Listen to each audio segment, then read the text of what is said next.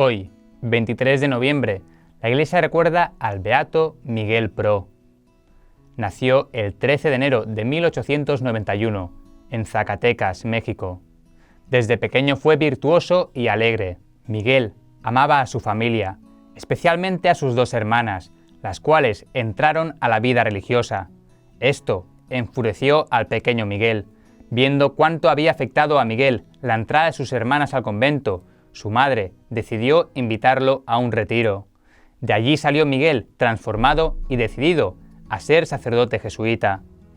El 11 de agosto de 1911 entró al seminario de El Llano, Michoacán. Tenía 20 años. En esta época contrajo una enfermedad mortal, la cual supo siempre ocultar muy bien detrás de su rostro alegre. A pesar de sus comedias y gran sentido del humor, Miguel fue un novicio y religioso grandemente observador de la regla y de sus estudios. En una ocasión fue preciso que todos escaparan del seminario debido a la persecución contra la Iglesia. Aquí comienza el capítulo en la vida de Miguel Pro como héroe de la fe y genio en escurrirse de los opresores para poder cumplir cabalmente su vocación sacerdotal. El riesgo se convirtió en el estilo de vida de los sacerdotes y religiosos de México, ya que incluso se había prohibido la celebración de la Santa Misa. Muchos fueron encarcelados, torturados y expulsados del país. Muy pronto Miguel, junto con otros seminaristas, recibieron la noticia de que debían marcharse y continuar sus estudios en California. Fue entonces la última vez que Miguel vio a su madre en este mundo. Después de un tiempo, Miguel y sus compañeros embarcaron para España, en donde estuvieron 5 años. Fue ordenado sacerdote el 31 de agosto del año 1925. El padre Pro regresó a un México devastado. El pueblo cristiano resistía los abusos de gobierno, ante lo cual el presidente Calles había decidido gobernar con mano de hierro. Llegó pues a la capital, ciudad que se convertiría en su parroquia, y cuyos parroquianos vivían como en catacumbas, siempre en secreto, en escondite continuo, huyendo de la policía. Lo primero que hizo fue encontrar a su padre y a sus hermanos. Después planteó la orientación del terreno y el método de operación, y enseguida se puso manos a la obra. Implementó cada truco que había aprendido, cada disfraz para poder llevar a Cristo a las almas en medio de la severa persecución. Le era necesario estar en continuas artimañas para lograr evadir a la policía. Organizó estaciones de comunión a lo largo de toda la ciudad. Estas eran casas donde los fieles venían a recibir al Señor en la Eucaristía. Los primeros viernes, el número de comuniones sobrepasaba los 1200. Se celebraban misas por toda la ciudad antes del amanecer. Se apostaban vigilantes por si llegaba a la policía, con claves que cambiaban constantemente, etc. Se juntaban los ricos y los pobres en unos cuartos pequeños para adorar al Señor y recibirlo de manos de los sacerdotes. Los que querían confesarse tenían que llegar a los lugares señalados antes de la misa, algunas veces a las 5:30 de la mañana. Era realmente una iglesia de catacumbas, como la de los primeros cristianos, un verdadero testimonio de la fe. Respecto a la grave enfermedad que padecía el padre Pro y que incluso lo había llevado a hospitales y casas de convalecencia, le escribe a su superior provincial: aquí el trabajo es continuo y arduo. Únicamente puedo admirarme del gran jefe que me permite llevarlo a cabo. ¿Enfermedad? ¿Quejas? ¿Que si me cuido? Ni siquiera tengo tiempo para pensar en semejantes cosas, y a la vez me siento tan bien y tan fuerte que de no ser por pequeñísimos atrasos, bien podría seguir así hasta el fin del mundo. Estoy disponible para cualquier cosa, pero si no hay objeción, solicitaría el poder quedarme aquí. En este escrito se nota el gran amor que animaba el corazón del padre Pro, la dependencia de Dios, el olvido propio en medio del dolor físico y del peligro, el celo por el Señor y por su gente, y su obediencia a los superiores, representantes auténticos de la voluntad divina para un religioso.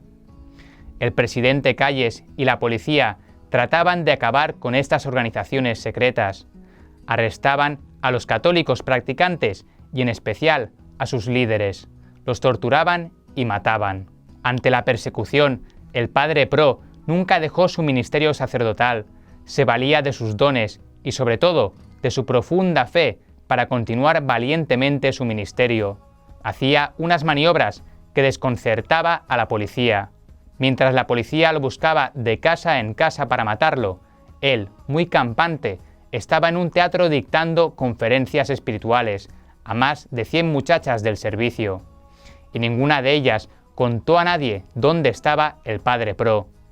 Iba el padre Pro en un taxi y de pronto se dio cuenta de que la policía lo venía persiguiendo en otro carro. «Siga usted su viaje, sin detenerse», dijo al taxista, «que yo me lanzo a la calle». Y así lo hizo. Pero para disimular el porrazo que se daba, echó luego a andar por la calle, caminando como un borracho y diciendo palabras sonoras.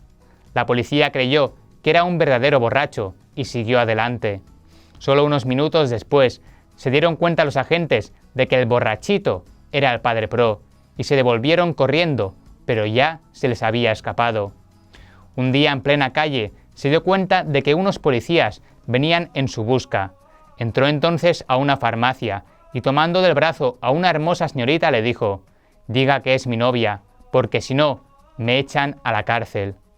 La señorita aceptó y la policía, al verlo del brazo con una muchacha, él iba vestido de civil, creyó que este no podía ser el padre que ellos buscaban.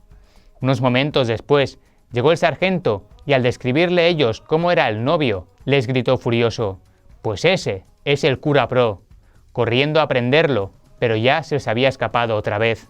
Estando el padre Pro en un alto edificio, presidiendo una reunión de muchachos de Acción Católica, cuando menos pensaron, se hallaron con que la policía había rodeado el edificio. El padre se escondió en un armario en el preciso momento en que entraban al salón el coronel, con 2 pistolas en las manos, preguntando por el cura Pro. Los muchachos le dijeron que ellos no sabían dónde estaría dicho sacerdote, pero el militar, lleno de furia, les gritó: «Tienen 1 minuto para que me digan dónde está ese padre, o los mato a todos». Mas, en ese momento, sintió que le colocaban un cañón frío en la nuca. Era el padre Pro, que había salido del armario. «Suelte esas pistolas o muere», le dijo el padre. El coronel tembloroso soltó las pistolas, que fueron recogidas por los muchachos. «Ahora, ustedes huyan», gritó Miguel Pro a los jóvenes. Y estos salieron apresuradamente a esconderse y salir luego por los subterráneos del edificio.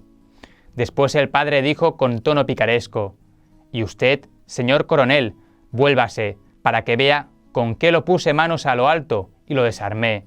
El coronel dio media vuelta y vio con gran humillación que el cañón frío que había sentido con miedo en la nuca era el pico de una botella vacía. Con una simple botella vacía había desarmado el padrecito a un coronel que llevaba en sus manos pistolas cargadas.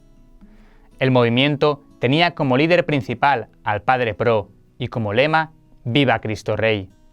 Así, en medio de escondites, incertidumbres, luchas, miedo, fe, valentía, dolor, transcurrió cerca de 1 año y medio. El presidente Calles lo mandó arrestar, acusándolo de haber sido responsable de un complot y de atentados y acciones revolucionarias contra el gobierno, siendo todo ello absolutamente falso.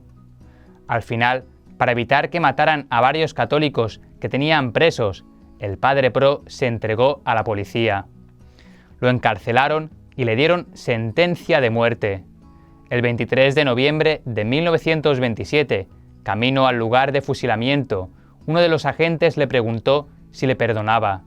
El padre le respondió: «No solo te perdono, sino que te estoy sumamente agradecido». Le dijeron que expusiera su último deseo. El padre Pro dijo: «Yo soy absolutamente ajeno a este asunto.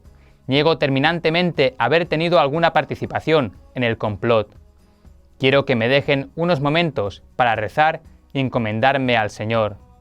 Se arrodilló y dijo, entre otras cosas: «Señor, tú sabes que soy inocente. Perdono de corazón a mis enemigos». Antes de recibir la descarga, el padre Pro oró por sus verdugos, diciendo: Dios tenga compasión de ustedes. Y también los bendijo. Que Dios los bendiga. Extendió los brazos en cruz. Tenía el rosario en una mano y el crucifijo en la otra. Exclamó: «¡Viva Cristo Rey!». Esas fueron sus últimas palabras. Enseguida, el tiro de gracia.